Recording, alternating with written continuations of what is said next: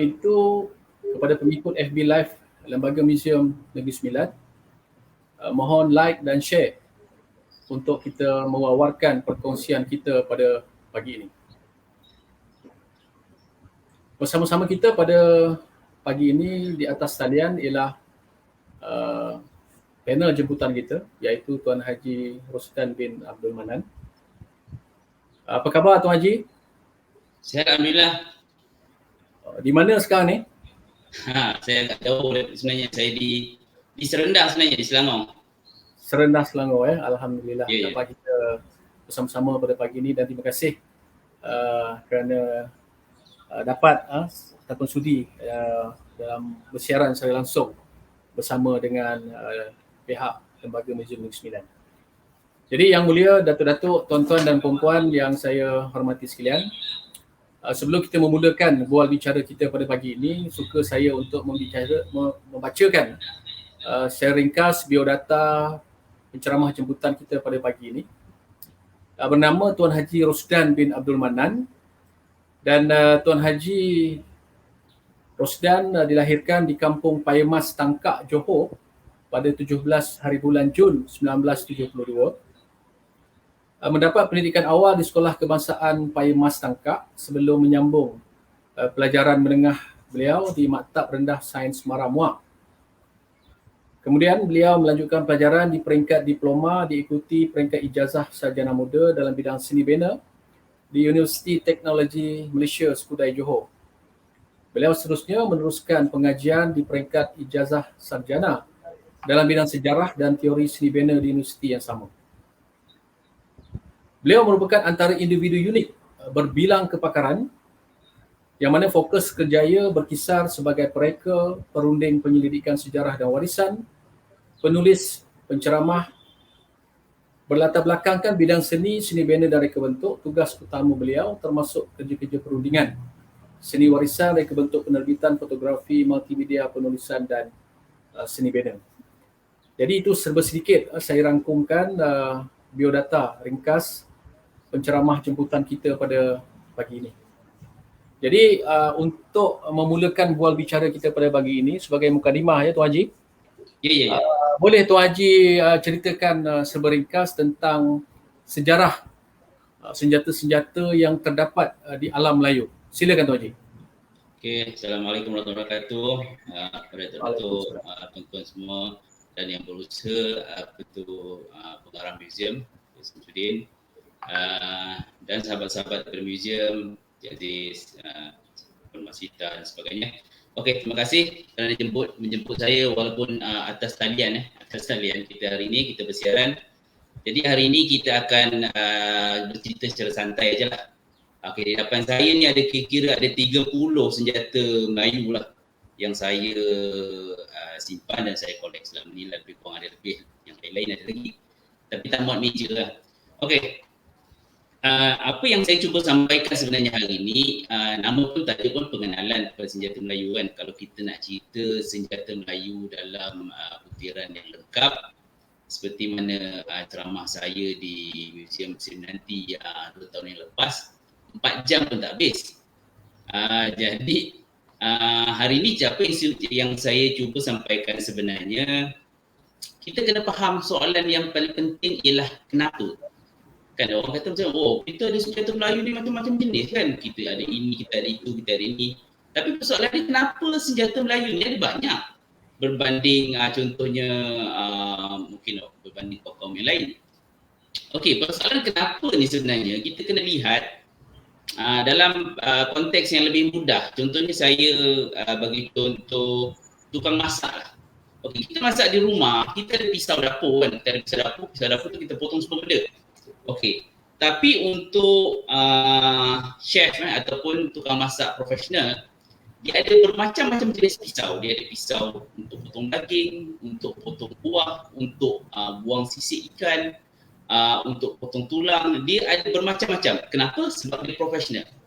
Jadi dia telah mencapai tahap kita panggil ketemadunan yang tinggi atau profesionalism yang tinggi. Okey. Macam tu juga orang Melayu sebenarnya. Persoalan yang kenapa tadi tu dijawab dengan kita suatu ketika dahulu, bukan sekarang, suatu ketika dahulu telah mencapai tahap ketamadunan yang tinggi. Dengan kepakaran yang tinggi dan keilmuan yang tinggi. Sebab tu senjata Melayu ni ada banyak. Maksudnya setiap senjata tu ada fungsi, ada keunikan dia, ada peranan dia, ada kesenian dia sendiri. Kalau kita fikir kalau setakat nak memotong atau untuk berperang dan sebagainya, 1-2 senjata cukuplah. Kenapa ada macam-macam? Macam-macam itulah yang sebenarnya kita nak jawab hari ini, kenapa dia ada macam-macam. Sebab kita telah mencapai tahap ketamadunan yang tinggi. Dan apa yang kita cuba sampaikan ialah kita nak mendidik masyarakat tentang pentingnya kita tahu. Ini cerita pasal jati diri pula. Harapnya saya tak terkeluar jauh lah. Kita pasal jati diri. Sama juga peranan museum. Museum kenapa ada museum? Bukan setakat untuk mengumpul bahan-bahan sejarah. Tak. Museum sebenarnya tujuan dia ialah untuk memperingatkan generasi tentang jati diri kita. Bila kita tahu bangsa kita hebat suatu ketika dulu, persepsi kita tentang bangsa kita lain.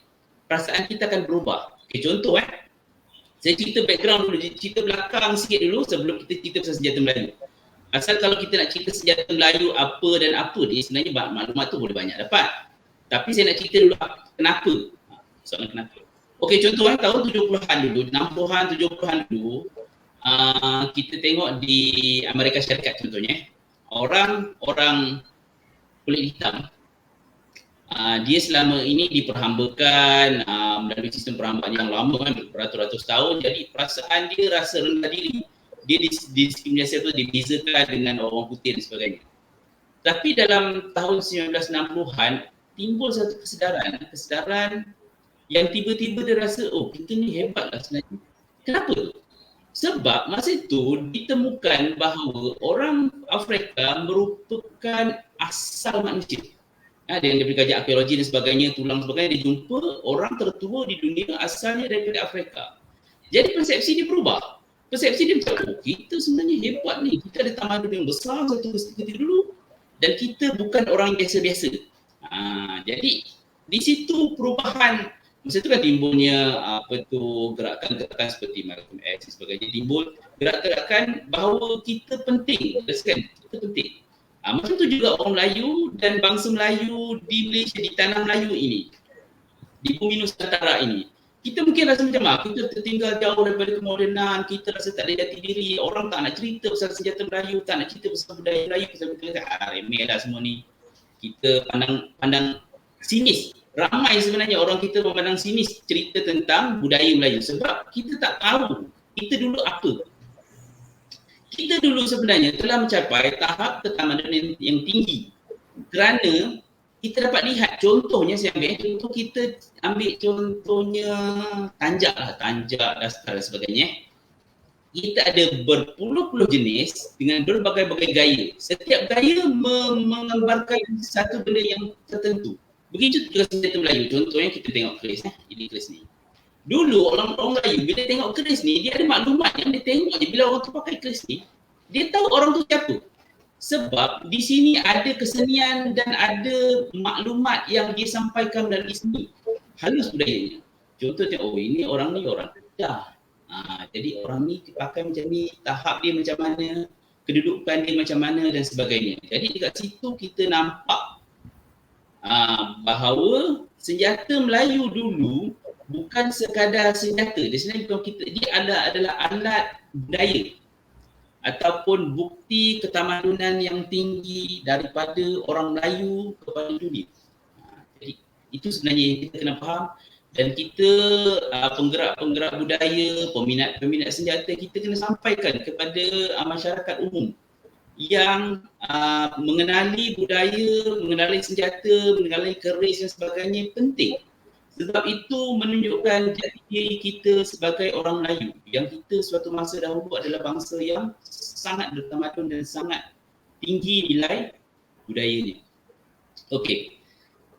Kalau tadi menjawab persoalan bahawa persenjataan Melayu, saya suka membahagikan senjata Melayu ini kepada empat kategori yang berbeza. 4 kategori itu saya bagikan daripada segi saiz dan peranan senjata itulah. Okey, 4 yang saya sebutkan, yang pertama keris. Keris saya letak tepi dulu sebab dia ada cerita yang unik tentang keris. Okey, ada 3 yang lain. 3 yang lain, yang pertama ialah senjata jarak jauh, saya panggil senjata jarak jauh kerana dia mewakili senjata-senjata seperti senjata api. Okey, bila kita senjata api pun ada cerita yang lain pula, special pula. Orang Melayu ni ada teknologi senjata api yang hebat. Tapi itu cerita lain lah. Okey, kita ada contohnya, kita ada istinggal, kita ada terakul, kita ada meriam, kita ada lela, itu senjata api. Kita juga ada senjata jarak jauh seperti kita ada lembing, sumpitan, kita ada panah. Cerita panah pun ada cerita lain juga. Nanti orang tanya macam mana ada orang Melayu ada panah dulu? Ada, panjang ceritanya. Tapi tak apa, kita tahu tepi dulu kita panah. Okey, itu senjata jarak jauh. Saya panggil lah, senang tahu senjata jarak jauh. Okey, yang kedua ialah senjata tempur. Senjata tempur ni orang Melayu ada macam-macam. Satu, mengikut fungsi. Yang kedua, mengikut kaum dan lokaliti masing-masing. Okey, contoh, kita ambil parang saja. Parang dia adalah senjata dan juga dia adalah alat. Dia ada dua peranan. Satu, parang adalah alat dia pergi masuk kebun, tebang pokok dan sebagainya menggunakan parang. Dia juga adalah senjata tempur yang hebat lah. Parang ni digunakan berperang dan sebagainya. Ada yang bentuk panjang. Bila panjang kan parang panjang, atau ada bentuk yang macam pedang. Tapi kita panggil dia parang. Jadi contohnya, contohnya saya ambil satu. Ini ialah parang lading. Parang lading ini kerap kita lihat di bahagian utara semenanjung Malaysia lah, di Kedah dan sebagainya. Dia adalah alat berkebun, alat menebas dan sebagainya lah asalnya. Tapi lepas itu juga dia juga adalah alat mempertahankan diri, senjata yang unik dan digunakan untuk peperangan dan sebagainya. Okey, untuk satu. Itu juga parang. Di Kelantan pula parang dia berbeza. Okey, ini contohnya. Kita panggil dia, ada yang panggil dia parang jangok. Jangok tu maksudnya cantik lah, cantik, hebat, menonjol dan sebagainya. Ada juga yang panggil dia parang jambul, sebab dia ada jambul. Okey, di Kelantan contohnya dia ada dua definisi, golok dan parang. Golok dikatakan senjata yang lurus, atau parang yang lurus. Yang belok macam ni dipanggil parang. Okey, ini jadi ada. Tonton bayangkan, ini yang dia dijambul macam ini pun dicantikkan. Ada ukiran-ukiran, ada lubang-lubang, ada ornamentasi di parang itu sendiri. Kalau kita pakai dia parang kan, kenapa dah kena cantik macam tu? Tak, sebab orang Melayu ni dulu dia budaya dia halus. Walaupun parang ini dibawa pergi kebun dan sebagainya, dijadikan senjata mempertahankan diri, dia dipikirkan, direka dengan sangat unik bagi cantik saja. Sekali bila kita tinggal budaya tu tanya, dulunya ada lari yang cantik, ada tembaga di situ dan sebagainya. Okey, parang jangok ni ada banyak saiz. Contoh ini antara yang paling besar saiz dia, ada yang kecil lagi. Dan dia ada adik-beradik dia juga dalam bentuk parang yang lain, contohnya kelewang. Okey, kelewang contohnya saya tunjuk mana kelewang? Okey. Ini kelewang. Adik-beradik dia macam yang sama, cuma ulu dia lain, panjang lagi, ada jambul juga. Tapi ini kelewang yang kualiti agak rendah lah, jadi dia tak berapa cantik, yang biasa-biasa saja. Okey, tuan-tuan nampak klasifikasi senjata tadi baru sikit saya cerita pun kita dah nampak macam-macam lah. Kenapa dia ada banyak perbezaan ni? Saya kata sebab orang Melayu ni unik. Dia ada peradaban yang tinggi, jadi senjatanya berbeza-beza. Okey, itu tadi kita cerita. Contohnya kalau kita cerita di Kedah, dia ada parang lading dan sebagainya. Di Kelantan dia ada parang jangok. Contohnya saya cerita parang jangok, tapi yang ni saiz kecil sikit. Sama, bulu yang cantik, bentuk yang melengkung, ada jambul, tapi jambul dia sedikit berbanding yang tadilah. Ini parang dia juga. Kenapa perlu berbeza? Sebab mungkin fungsinya berbeza, tukangnya berbeza, keseniannya berbeza. Jadi kita nampak dia ada perbezaan yang lain. Okey. Kita pergi jauh sikit, kita pergi ke seberang di Indonesia contohnya. Jadi satu parang yang hampir sama tapi lain lagi. Ini.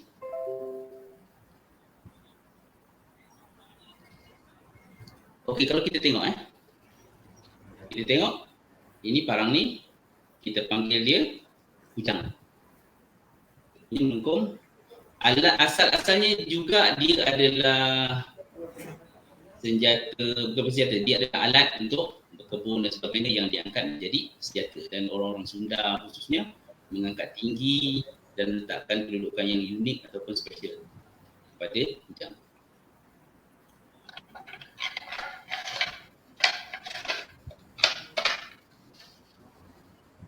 Okey tuan-tuan, itu tadi kita cerita tentang senjata tempur lah dalam bentuk parang. Ada lagi senjata tempur yang lain yang hampir menghampiri pedang dan sebagainya. Contohnya, saya ambil di sini kita ada alameng ataupun alamang atau alameng, dia senjata orang Bugis.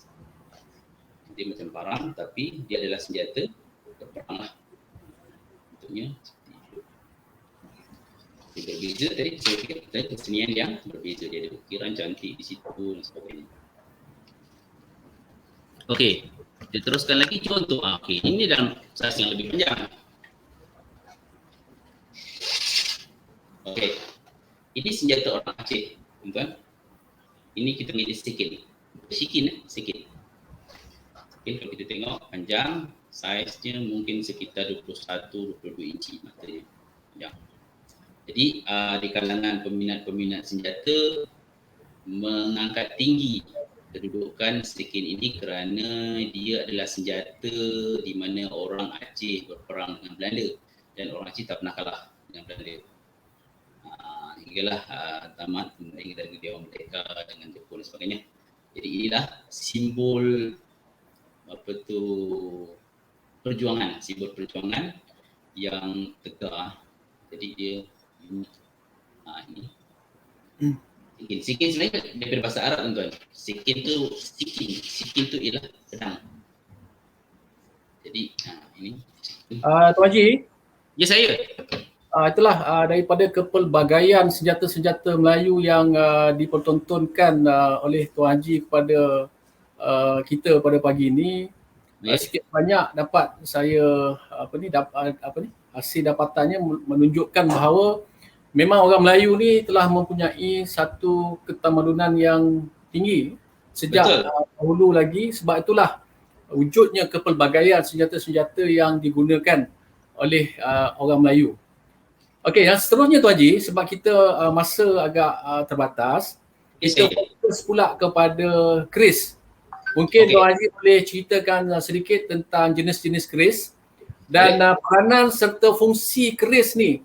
Kalau dahulu apa peranan dan fungsinya, dan kalau sekarang apa dia punya fungsi? Apakah masih sama ataupun telah berlainan dari segi peranan dan juga fungsi keris tu? Silakan Tuan Haji. Baik. Okey, bila kita beralih cerita pasal keris, tuan-tuan. Keris ni unik. Macam tadi kan saya pecahkan tadi kepada senjata tempur. Yang kedua yang saya belum sempat sebutkan ialah senjata kecil. Senjata kecil tu contohnya macam kerambit, batik dan sebagainya. Itu senjata kecil lah. Okey, jadi kita bagikan tadi senjata tempur, senjata kecil lah. Sekarang kita pergi kepada keris yang saya letak di tepi tadi. Sekarang kita cerita pasal keris. Keris ni dia unik. Dia bukan sekadar senjata sebenarnya. Keris ni pada orang Melayu, kalau orang tanya, keris ni senjata siapa? Pada saya dan ramai juga pengkaji mengatakan keris ni adalah anugerah Allah kepada orang Melayu lah. Sebab kita tak jumpa orang lain pakai keris. Kita jumpa orang Melayu je. Adalah teori mengatakan contohnya daripada pengaruh daripada India. Tak, kita tak jumpa keris di India. Atau pengaruh daripada berbagai-bagai lagi di sumber. Tak, orang lain tak pakai, kita je pakai. Kita kekal pakai dari dulu sampai sekarang. Kita ada satu tarikan kepada keris ni. Jadi dia memang kalau pada saya dia memang senjata orang Melayu. Okey, keris ni adalah lambang sebenarnya, dia adalah satu simbol. Dia lambang jati diri orang Melayu dan dia ada makna. Ada banyak makna pada keris. Dan keris ni juga bila kita pakai dia sebagai penongkat budaya. Contoh bila kita pakai keris kita rasa macam kita kena jaga kita adab, kita kena jaga kita punya akhlak dengan orang. Dia menunjukkan satu macam kita apa ayat yang sesuai. Dia nampak kita macam gentleman kita pakai keris kan. Bila kita pakai keris tu kita kena ada jaga adabnya, kita kena jaga sopannya. Dia berlainan dengan senjata lain. Senjata ni kadang kita bawa aja dan sebagainya. Tapi bila kita pakai keris, contohnya macam saya kita pakai busana, kita perlu macam menjaga adab kita, menjaga tutur kata kita. Dan orang dulu berpergian dengan keris dan keris juga simbol. IC. Bila tuan-tuan jalan, orang nampak keris, dia ni, contoh saya pakai keris ni.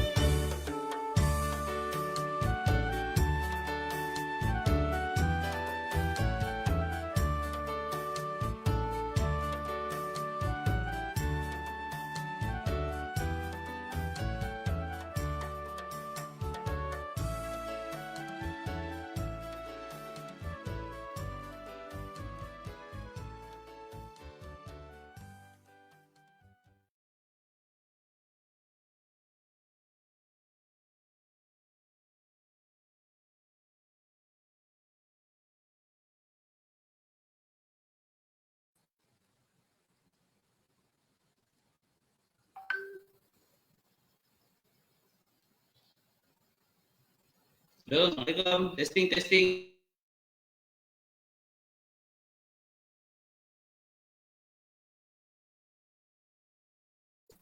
Hello, Assalamualaikum. Testing.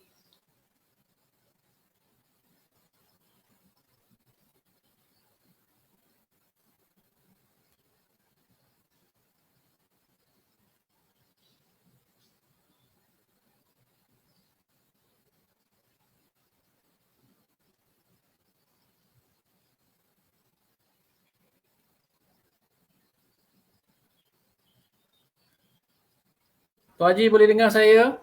Boleh. Okey Tuan Haji. Kita ada gangguan siaran tadi. Jadi saya ingat kita sambung balik tentang soalan yang kedua tadi berkaitan dengan jenis-jenis keris dan juga peranan serta keunikan keris tu di dalam alam Melayu kita. Silakan Tuan Haji. Okey. Minta maaf tadi minta ada gangguan sikit. Okey, saya sambung balik. Okey. Keris tadi saya kata tentang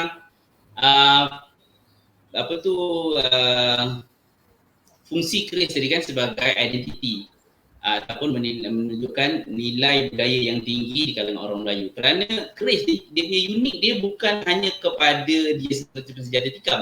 Dia adalah kesenian yang halus. Maksudnya keseniannya dijaga daripada bentuknya, daripada bilahnya. Kalau kita cerita tentang keris, dia unik, dia tak habis lah tuan. Tapi kita cerita secara ringkas dulu. Okey, secara ringkas, yang pertama keris ni ada beberapa pembahagian lah, pembahagian besar dia satunya ialah keris yang kita panggil keris tu ialah keris yang bersaiz biasalah. Ini keris saiz biasa. Keris lah. Yang kedua ialah keris yang kita panggil keris selit.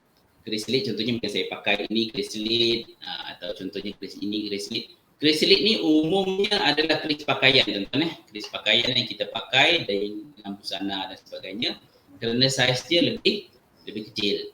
Tapi bukan kata dia kecil tu dia bukan senjata, dia tetap senjata juga, dia tetap sama fungsinya. Cuma dia lebih kecil dan dia sesuai untuk dibawa dan lebih senang dipakai dengan busana lah. Okey, dan yang seterusnya kita ada keris alang. Keris alang ni ada beberapa kategori, keris penyalang, keris anak alang dan keris alang. Okey, contoh saya ambil satu. Ini keris alang. Keris alang ni ialah keris puasa tuan-tuan Keris puasa maksudnya ia dipakai hanya oleh orang-orang yang diberi kuasa lah. Contohnya penghulu, datuk-datuk, menteri ataupun sultan lah. Kalau kita tengok di yang di Pertuan Agong contohnya kita ada keris panjang. Keris panjang itu adalah kategori keris alang.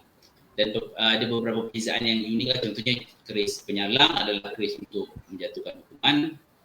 Keris kuasa adalah menunjukkan kuasa dan dia ada saiz yang lebih kecil, kita bagi keris anak alang. Itu contohnya penghulu bagi kepada seorang wakil untuk menunjukkan autoriti lah kepada si pembawa keris alang.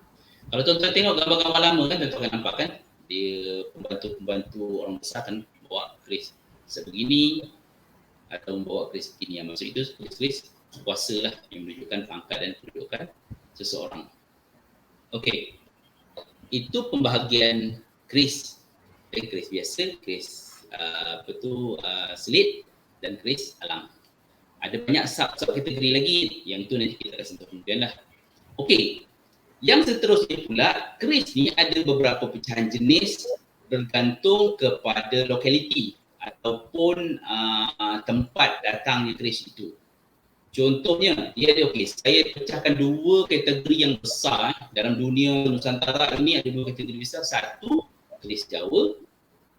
Yang kedua, keris Melayu. Senang kata kita ada dua.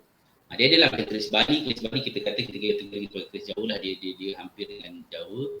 Keris Melayu ni pula ada dia punya pecahan-pecahan lain. Contohnya keris Bugis ada satu ni. Keris Patani ada satu kategori yang lain. Keris Riau, Lingga ada satu kategori yang lain. Keris utara contohnya di Kedah ada satu kategori yang lain dan sebagainya. Masing-masing ada keunikan masing-masing. Okey, dipendekkan cerita, saya kena tunjuk tuan-tuan macam mana rupa lah untuk tuan-tuan yang baru, yang tak pernah kenal dan sebagainya. Keris kita tunjuk sekali lalu kita panggil profile ataupun anthropometric keris. Okey, tunjuk Okey. Kita ambil keris contohnya. Okey tuan-tuan. Umum bahagian keris ialah dia ada bilah, dia ada hulu, dia ada dokok, kita panggil pendokok. Ada yang panggil pendokok ini yang tembaga di sini ataupun perak di sini kita panggil pendokok. Dan di mata tu pula dia ada bagi dua lagi. Satu mata, yang kedua dia ada satu besi di sini yang macam berbeza daripada dia punya mata. Kita panggil dia aring ataupun ganja. Dalam bahasa Melayu ganja, kalau di bahasa Indonesia dia panggil aring. Ini boleh dicabut tuan-tuan. Maksudnya ketika di keris ini dibina, dia ada puting puting keris di dalam ini. Puting keris bersekali dengan mata, ganja dimasukkan kemudian dan dimatikan. Okey. Dan lepas tu bila dah siap mata, kita akan masukkan ke hulu dan kita akan selit dengan kain lah. Selit dengan kain. Ini pendokok adalah pertengahan antara mata dan hulu. Okey. Keris. Ini hulunya pula. Ini sarungnya pula. Sarung ni kita panggil sarung atau kita panggil sampir. Ada kita panggil seluruh ini sebagai sampir. Di kalangan orang-orang yang mengenali keris, kadang-kadang dirujuk ini sampir. Ini batang serunai. Ini buntut. So jadi ini sampir atau kalau detail lagi ini sampir sebenarnya. Ini papan ini. Ini batang serunainya, ini buntutnya. Buntut ni pula ada macam-macam jenis. Ada yang tapak macam ni. Ada yang berbeza. Contohnya bulat macam ni. Ya. Ada yang kita panggil untuk lipas dan sebagainya. Itu berbeza. Okey. Jadi ada yang tanya, tapi ada keris yang berlok? Ya. Keris ada dua perbezaan. Ada yang berlok dan ada yang lurus. Asal katanya keris adalah lurus dan kemudian dia berevolusi lah. Berevolusi dia berlok. Contoh ni tuan-tuan Okey. Ini berlok. Ini lok 7. Kita kira dulu dari situ 1, 2, 3, 4, 5, 6, 7. Okey.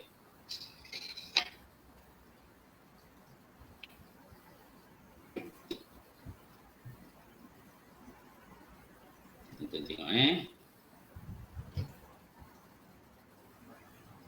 Okey.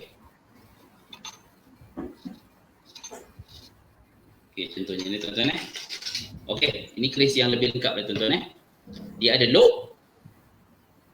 Dia ada sini, kita panggil, ada orang panggil belalai gajah tuan-tuan ini di sini. Tapi sebenarnya saya belajar ini kita panggil angkut. Sebab tak semua keris ada angkut belalai gajah. Ada yang angkut paruh Garuda, ada paruh ada panggil ulang dan sebagainya.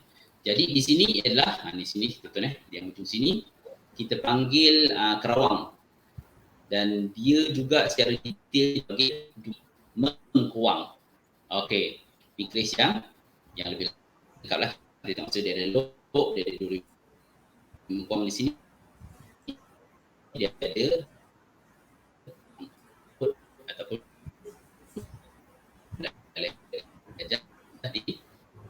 di sini. Dia ada lagi. Contoh tiap-tiap keris ni pula dia ada mata yang menunjukkan identiti tertentu dan dia juga ada pakaian kita panggil pakaian. Di kalangan orang-orang yang kenal keris kita panggil sarung sarung, hulu, dokok dan sebagainya sebagai pakaian kepada keris. Ini badannya, ini pakaiannya. Jadi pakaian ni macam kita juga, pakaian ni ada identiti kita sendiri. Contoh macam ini kita panggil keris pandai saras dengan pakaian belah-belah Kelantan dan ada yang panggil dia perahu potong dan sebagainya. Jadi kita menunjukkan dia datang daripada belah pantai timur, Kelantan dan sebagainya. Okey, contoh ini. Ini kalau kita tengok, kerisnya ialah keris, matanya keris bugis, keris bokal. Tapi pakaiannya pakaian di belah Terengganu contohnya. Tengok dia punya hulu ini kita panggil pipit teling ataupun ayam teling. Jadi beza sebenarnya tuan-tuan, pipit teling, ayam teling ada beza. Tapi kita umum kita panggil ni pipit teling ataupun ayam teling. Dia nampak membelok kepala dia dan dengan samping yang begini kita tahu dia mungkin kemungkinan besar keris ni datang daripada Terengganu. Okey. Tadi saya lupa tunjuk tuan-tuan keris jauh Keris jauh dia ada hadis sendiri. Saya ada satu contoh lah.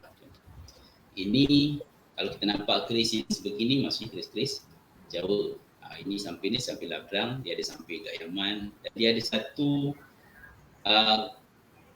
disiplin kebudayaan yang khusus.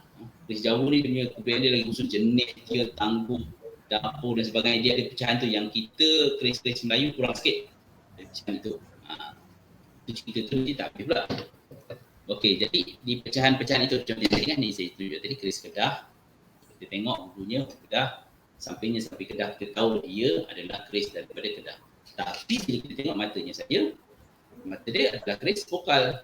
Vokal ni ialah keris lurus gaya Bugis. Senang katalah. Lurus ada lurus, tapi keris vokal ialah keris lurus gaya Bugis.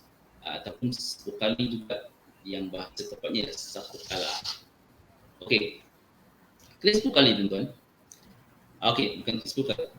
Pengaruh yang sangat besar di dunia Melayu ni, satunya ialah keris-keris daripada Patani, Kelantan dan sebagainya, yang biasanya datang dari bentuk pandai saras, keris Melela dan sebagainya. Pengaruh yang kedua yang tidak kurang pentingnya ialah pengaruh Bugis yang sangat tersebar. Baik kita jumpa keris Bugis, baik di Patani, kita jumpa keris di Johor, memanglah Johor, Selangor dan sebagainya, pengaruh Bugis sangat kuat.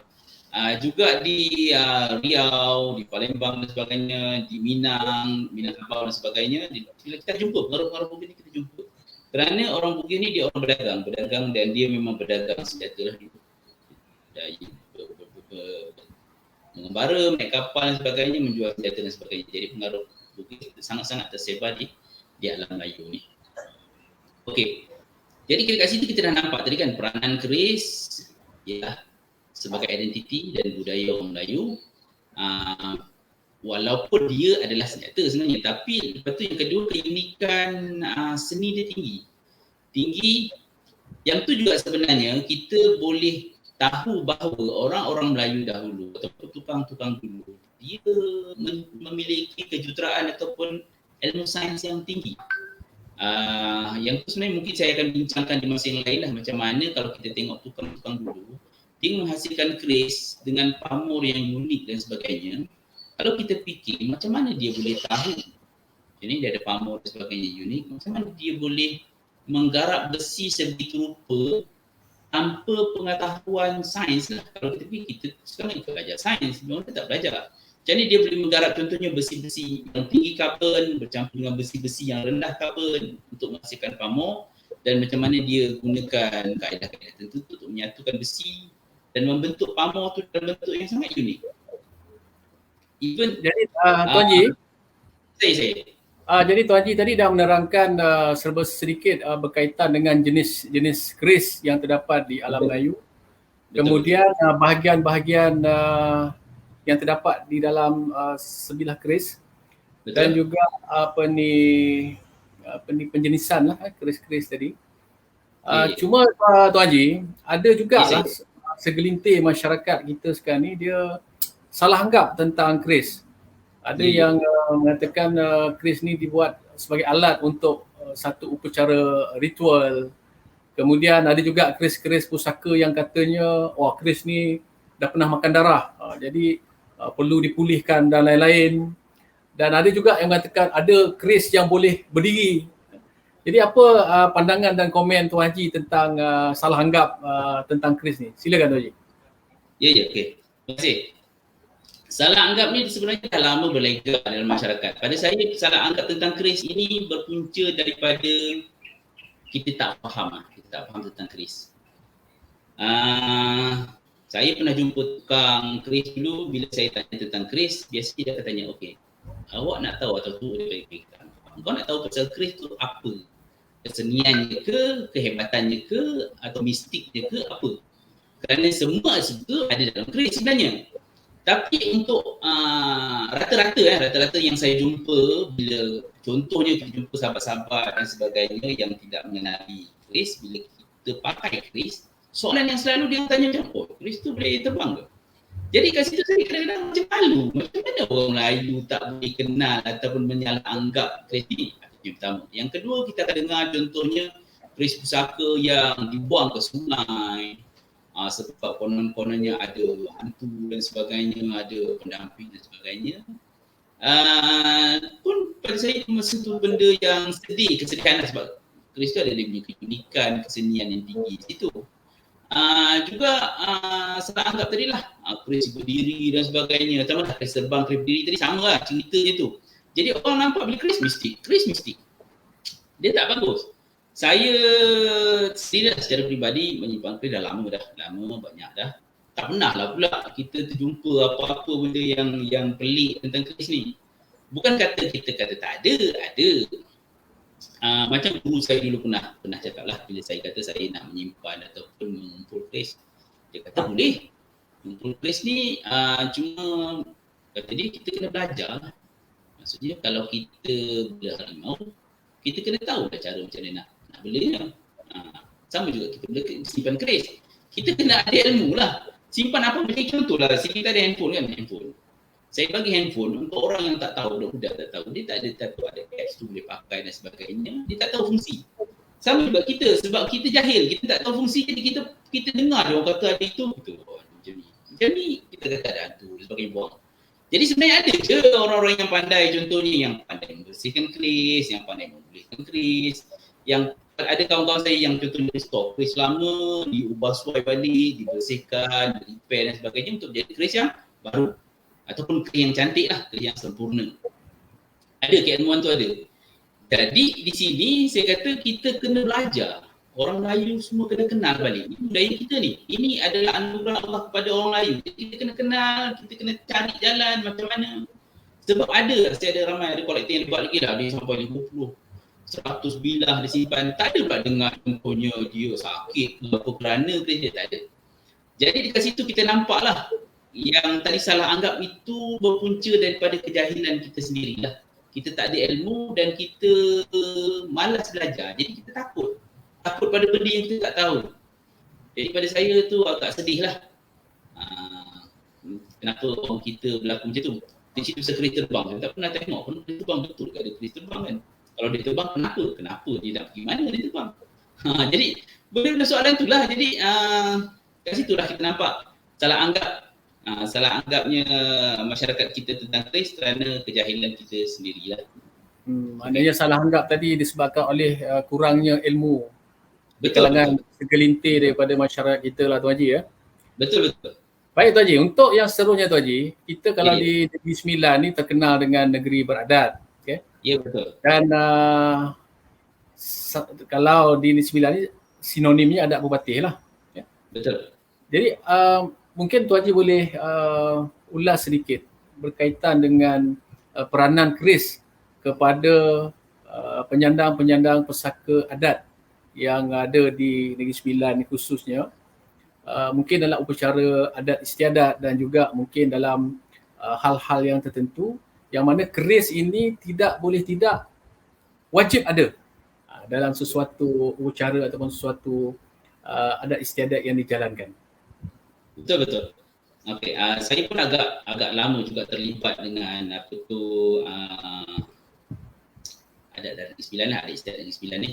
Jadi umumnya yang saya nampak dia ada beberapa perkara. Yang pertama, keris ini sangat signifikan ataupun sangat penting dalam sebagai simbol kuasa lah. Simbol kuasa itu kita tak dapat tidak. Contohnya ketika majlis kerjaan ataupun pertabalan dan sebagainya, baik betul yang Tuan Besar, Datuk Undang, Datuk Guru dan sebagainya, kita ada alat-alat kebesaran.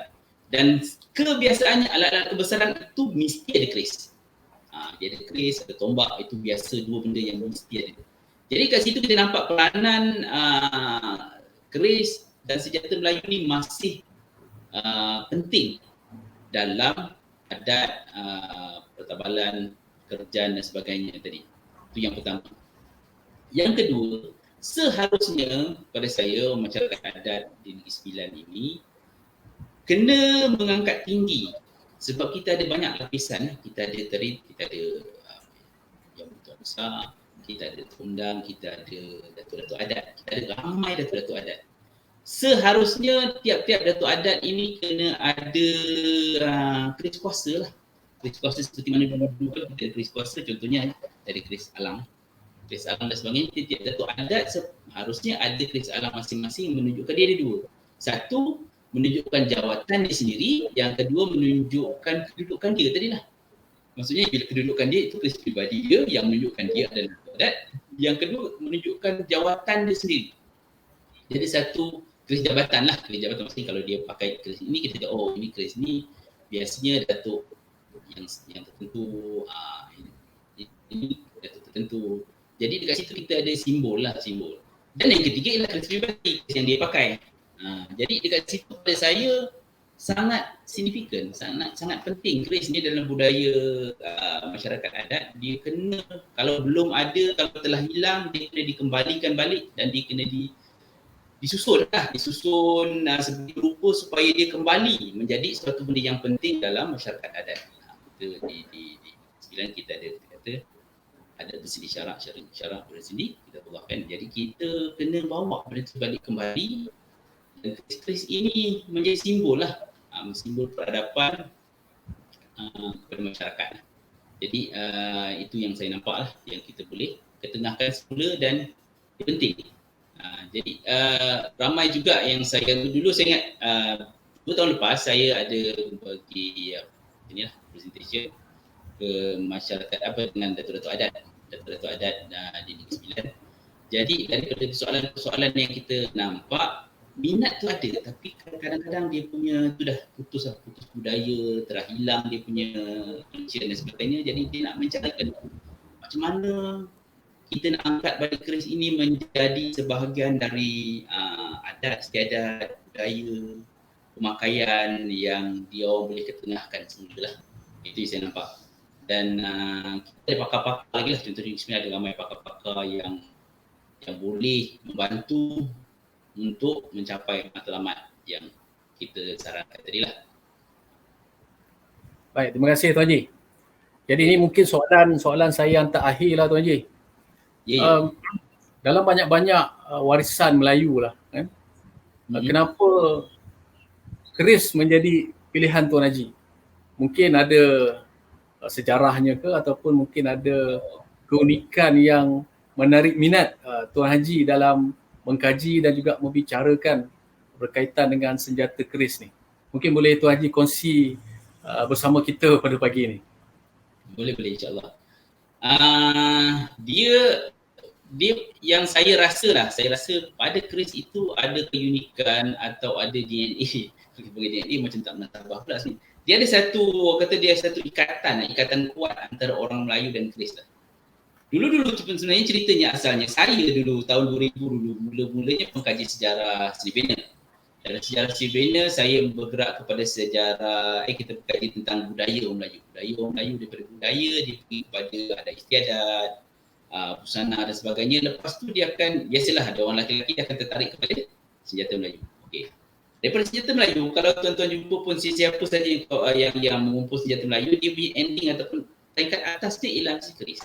Sebab keris ni dia punya keunikan dia tinggi berbanding senjata Melayu yang lain. Sebenarnya adalah senjata Melayu lain biasanya orang akan membincangkan secara 2-3 lapis sajalah. Cuma keris ni kita akan bincangkan dengan berlapis-lapis. Contohnya tuan-tuan macam di beberapa minggu lepas ada satu wacana online lah, cerita tentang keris tajung. Keris tajung ni adalah keris yang saya tunjuk keris tajung lah.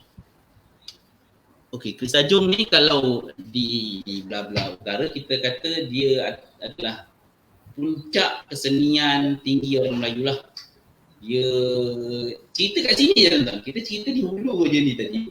Dia punya cerita tak habis. Cerita tentang jenis dia, macam mana bentuk ukiran dia, simbolisme dia dan sebagainya. Dia ada banyak pengaruh budayanya, tahun bila pengaruhnya macam mana. Kalau kita nampak ukiran dia macam ni, menggambarkan apa.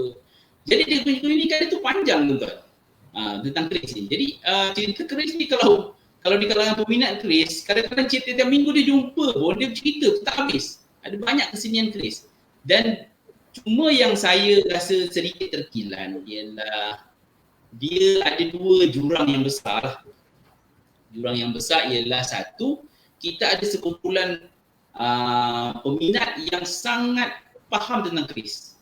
Jadi perbincangan dia tu detail. Contohnya perbincangan tentang pamor keris ni, kenapa dia macam ni, tentang ketandaan pada keris ini, apa maknanya, keris ini berbeza dengan ini berbeza dengan ini. Okey, itu satu kelompok. Tapi ada satu kelompok lain yang langsung tak tahu. Yang langsung bila kita cerita keris, tadilah soalan yang saya biasa jumpa tadi, keris boleh terbang ke? Ini ada hantu ke keris ni? Jadi dekat situ saya rasa peminat keris ataupun pengkaji-pengkaji keris ni kita kena rapatkan jurang ni. Macam mana kita nak rapatkan supaya budaya atau ilmu keris ni dia jadi satu benda yang biasa. Nak jadi biasa tu susah. Contohnya kalau kita tengok, saya kira 10 tahun dulu kita pakai tengkolok atau kita pakai tanjak ni satu benda yang pelik. Dulu bila kita pakai tanjak, orang kata soalan ni, orang katanya nak kahwin ke? Ataupun ni macam nak menikah? Biasa soalan tu biasa kita dengar kan. Tapi kalau tuan-tuan tengok dalam 4-5 tahun yang lepas, orang mula pakai gaya orang pakai tanjak. Orang pun dah macam, okey boleh terima, kalau kita tak kawan-kawan di Facebook sebagainya, bila gaya dia pakai tanjak dan orang dah tak boleh terima benda tu. Dan lepas tu keilmuan tanjak tu makin orang kena, okey saya pakai tanjak ni kerana dia orang orang Melaka macam ni, orang Sembilan macam ni.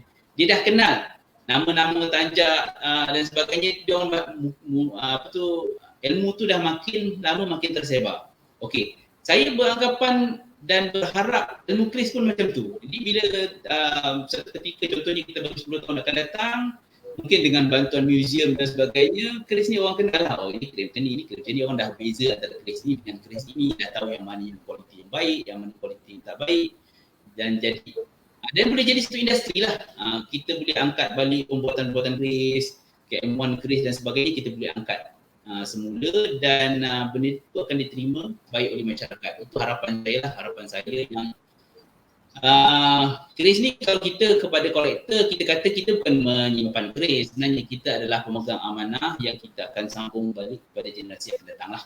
Itu sebenarnya pandangan pengumpul senjata ni. Dia bukan, kita tak own, kita tak memiliki, kita hanyalah memegang amanah. Sebab nanti keris tu umur dia panjang daripada kita. Kita 60 tahun, 70 tahun kita dah tak ada. Keris tu ada yang 300 tahun, dia masih lagi elok dan sebagainya lah. Saya rasa itu kot pandangan saya tentang kenapa akhirnya kita memilih keris. Baik, terima kasih. Terima kasih Tuan Haji.